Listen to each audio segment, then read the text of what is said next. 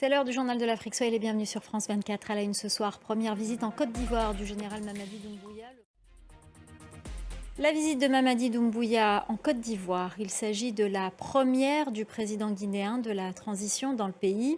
Elle intervient à 6 mois de la présidentielle en Guinée. Il a rencontré son homologue Alassane Ouattara et a vanté la stabilité politique comme pierre angulaire du développement. Les détails à Abidjan avec Makamara. On en vient à la démission de Constant Moutamba, le ministre de la Justice de la République démocratique du Congo.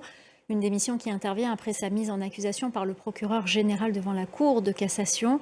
Il est accusé de détournement de deniers publics dans le cadre d'un projet de construction d'une prison dans le nord-est du pays.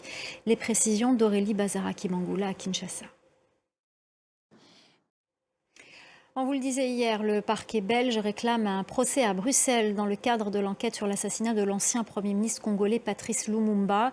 Le héros de l'indépendance avait été assassiné avec 2 de ses compagnons d'armes par des séparatistes du Katanga avec la complicité de mercenaires belges en 1961. C'est une première étape pour ces enfants après 14 ans d'attente.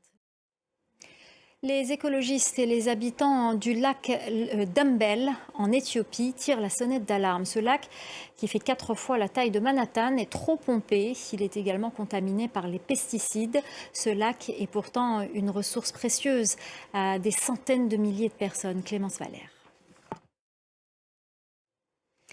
Selon la Banque mondiale, l'économie du Niger a rebondi en 2024 grâce aux exportations pétrolières.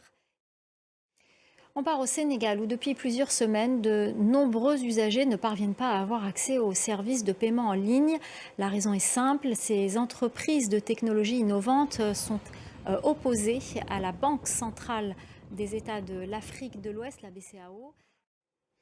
On termine par ces images du complexe sportif de Fès au Maroc après 13 mois de travaux de rénovation. C'est la fin du journal de l'Afrique. L'info continue sur France 24.